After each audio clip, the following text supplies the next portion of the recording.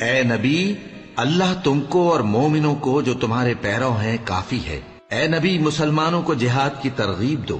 اگر تم میں 20 آدمی ثابت قدم رہنے والے ہوں گے تو 200 کافروں پر غالب رہیں گے، اور اگر 100 ایسے ہوں گے تو 1000 پر غالب رہیں گے، اس لیے کہ کافر ایسے لوگ ہیں کہ کچھ بھی سمجھ نہیں رکھتے۔